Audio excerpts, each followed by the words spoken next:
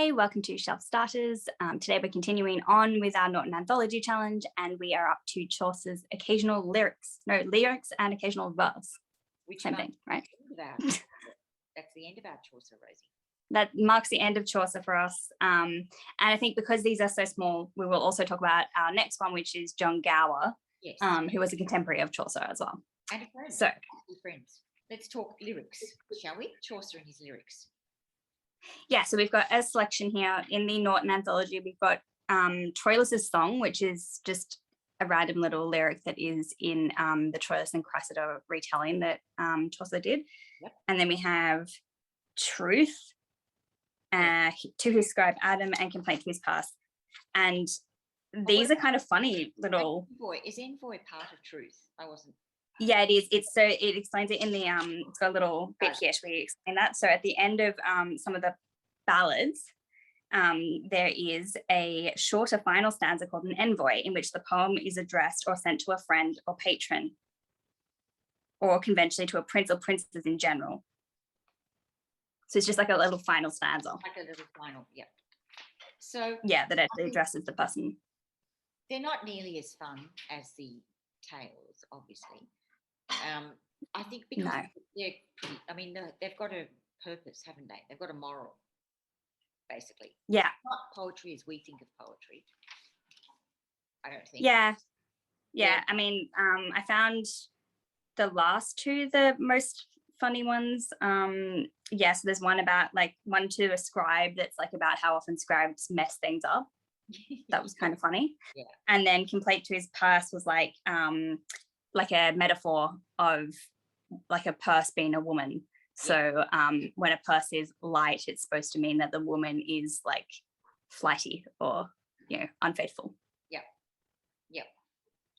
So that was kind of funny. But overall, they're not dense pieces, and they're not.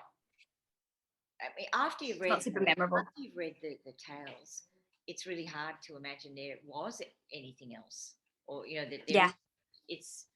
Yeah. Well, I didn't bring it out with me to record, but I actually read Troilus and Cressida, the Chaucer retelling, and I liked it. Okay. Definitely the Canterbury Tales was way better. But it was fine. It was better than, because I read the Shakespeare version of Troilus and Cressida, and that I found really quite disappointing. Yeah. So I actually think I kind of preferred Chaucer's, but it was still I just think I don't really like that story very much, to be honest. No, I have to say the poems are probably not something that's going to stick with me for a hugely long time. No, but now it feels like we've kind of got a bit of everything that he's done. And now we understand more about Chaucer as a whole. Yeah. But I did like John Gower. You want to talk about John? Oh, good. Okay. So, it says he did have close relations with Chaucer. Yes, I think I read that Chaucer sent John Gower work to edit, for feedback. I think that's what so it's kind of like a Shakespeare and Marlowe situation. Yes, a bit like that. I think John Gower was very firmly entrenched with nobility and upper class, and that's who he wrote for. Whereas Chaucer had, he had that job at the wool customs place. So he was kind of mixing with a real cross-section of society. Whereas it sounds as much. Yeah, he was more the upper classes. And apparently he could write in I think 3 languages, English, French, and Latin. So Latin was for a highly educated audience, obviously, and French also. So I think he writes at that level. So anyway, I very much enjoyed this, very, very much. So that's good.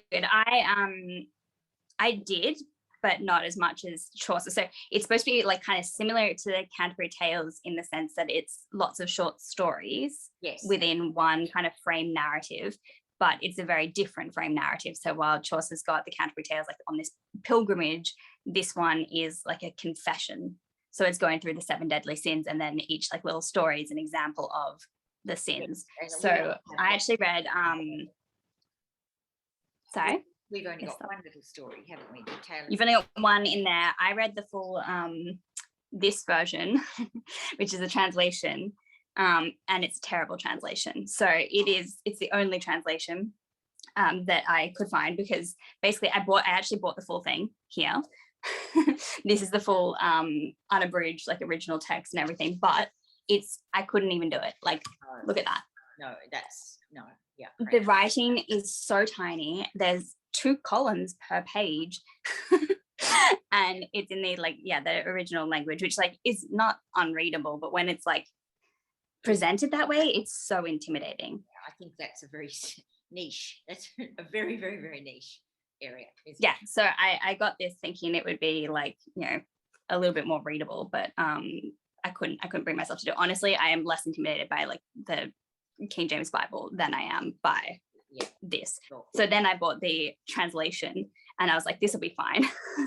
Only the translation is like pretty bad. Like, it's missing huge chunks. Oh, what a shame. Yeah. And apparently it is the only like accessible translation into modern English. So yeah, I think that Gower has been done a massive disservice really compared to Chaucer.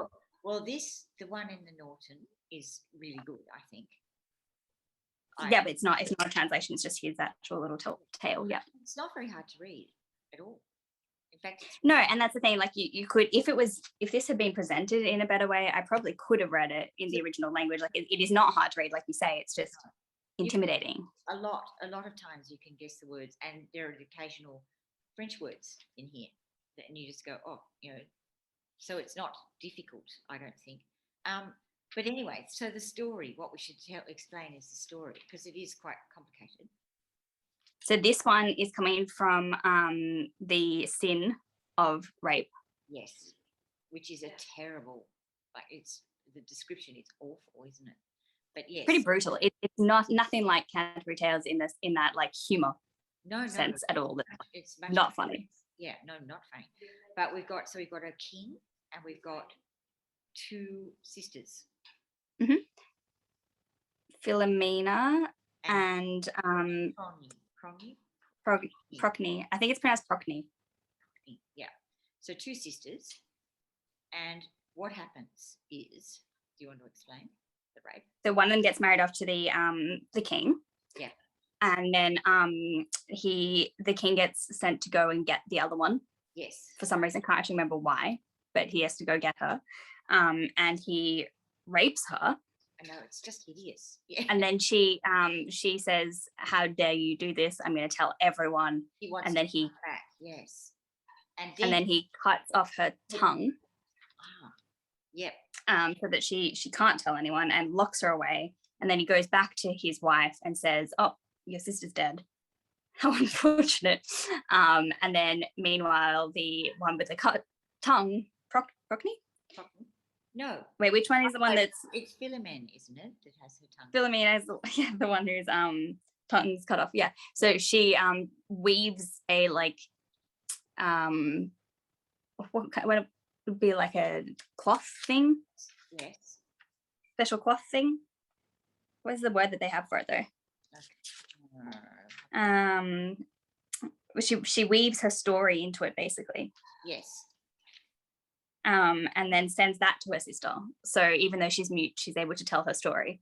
Yeah. And then her sister gets obviously very angry about that and goes and sends someone to get her back. And then kills her son. Because the worst thing she could think to do to her husband was to kill the thing he loves the most. Take away that thing, and that's her own son.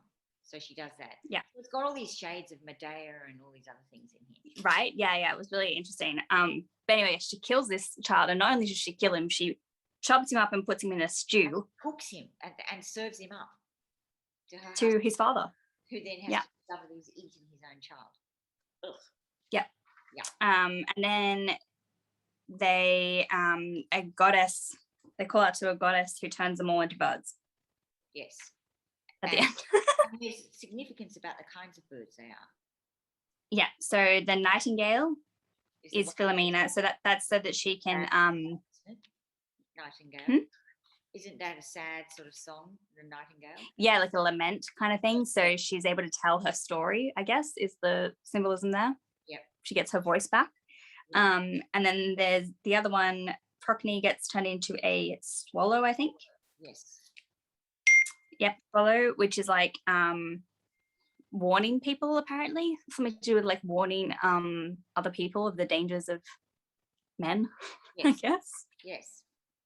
And then the man gets turned into a lapwing. And I don't really know what the symbolism of a lapwing is. I don't either. But I like what they call it, what he does. It's a spouse breach. Oh. Raping your sister-in-law. It certainly is. It's a bad spouse breach. Yeah, I actually highlighted that as well. Hilarious. Teacheth out in her language what falsehood is in marriage, and telleth in a manner speech of Tere's spouse breach. Which is adultery. Yeah, but I just think it's a good word. Yeah. I mean, it's more than adultery. Like, that's a kind of, anyway. It's a level up. it's one way of explaining what it is. But geez. Yeah, it really is. Oh, yes. Yeah. Yes, so, I mean, a brutal story, but it kind of, because it's brutal, it is a really interesting story. Yeah, it totally is. I mean, well, yes. I mean, who's not interested in the concept of a woman who's capable of killing her own child for revenge? Yeah, and cooking him into a stew. I mean, geez. But apparently all of Gower's stuff is like mostly from Ovid. It's like it comes from Metamorphosis, I think. Yes, yes. And it's all just like retellings of the same big thing. So now I just kind of want to read Ovid.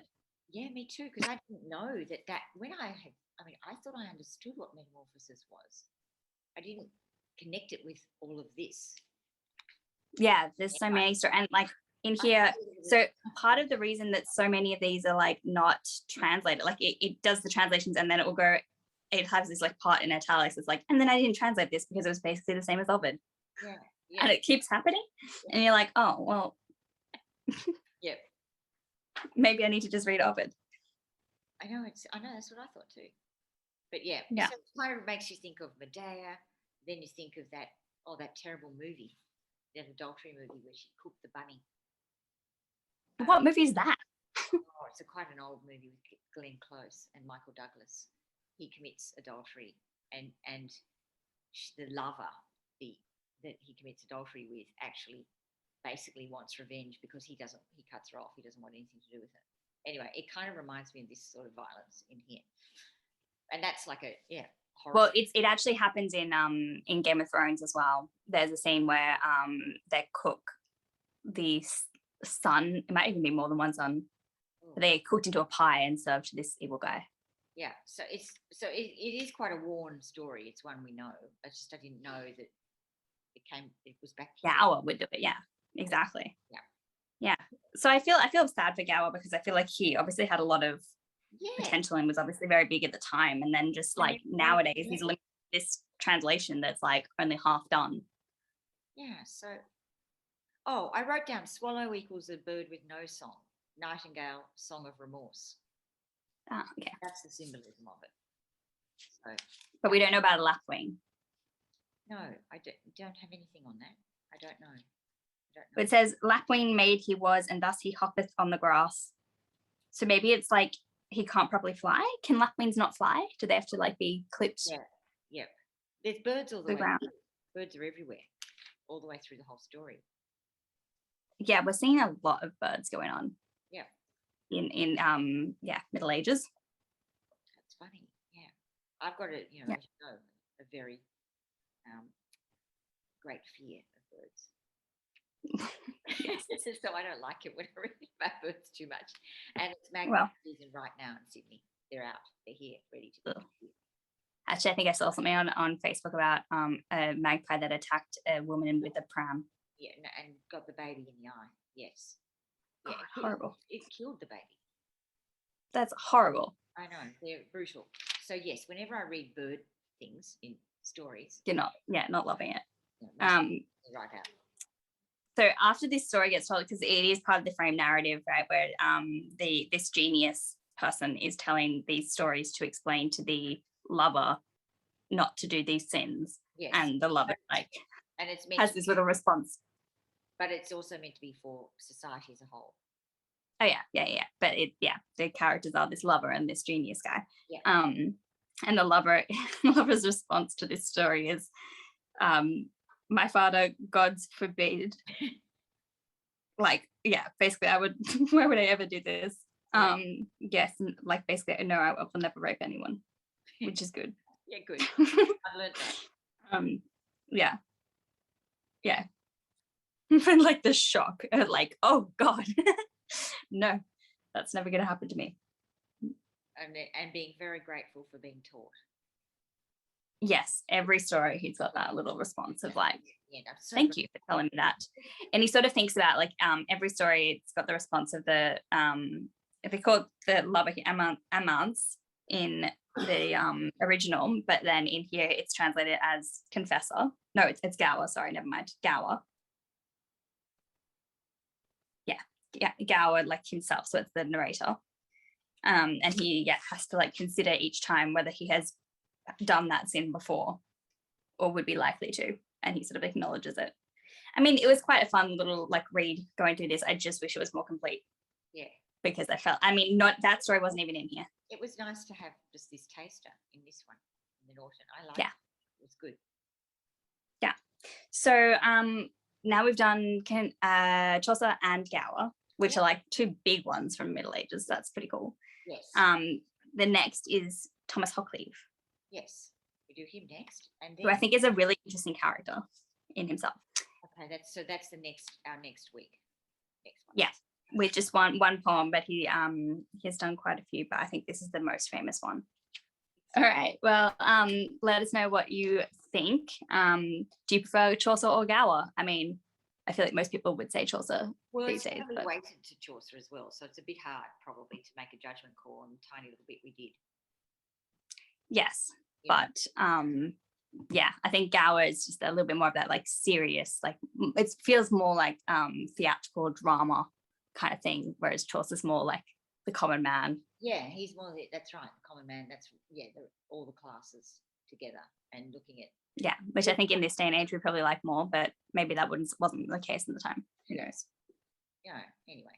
No, but I enjoyed my little read of Gower. It was good. Good. Yeah. What are you reading? Right. What else are you reading?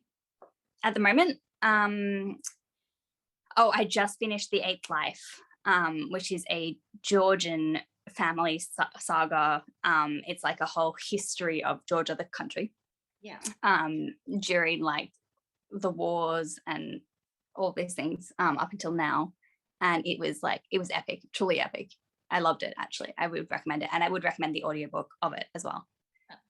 If you want like 1 million hours of an audiobook, because it's huge. It's like 1,000 pages-ish. Well, that sounds good. Yeah. It's like a chocolate making family, and you follow the women across generations. As it was very good. Good, very good. I've been reading Still Life. Do you know that one? Oh, by Sarah someone. Yes. Forgotten her name. I pre-ordered it, but I still haven't read it. Oh, it's great.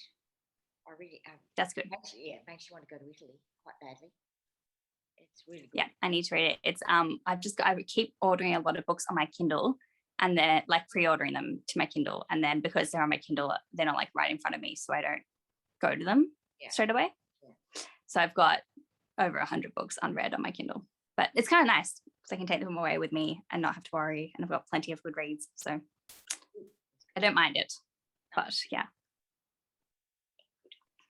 Well, no, I'm loving this Still Life one because it talks about E.M. Forster all the way through. Oh, cool. Initially, and it's really good, really good. Winman, I think, Sarah Winman. Yeah, Sarah Winman. That's right. Because I read Tin Man by her, which was amazing. Yeah. I've not read Tin Man, so I might read that next. That one was really good. I read that years ago now. So yeah, I knew it was a big deal when this one came out because everyone was like, wow, this can be the next big thing from her. So yes. Yeah. Excellent. All cool. Right. All right. Well, let us know in the comments below what you've been reading. Have you been following along with the Norton? What are you keen to get to next? And yeah, we'll see you again next time. Thanks for watching. Bye.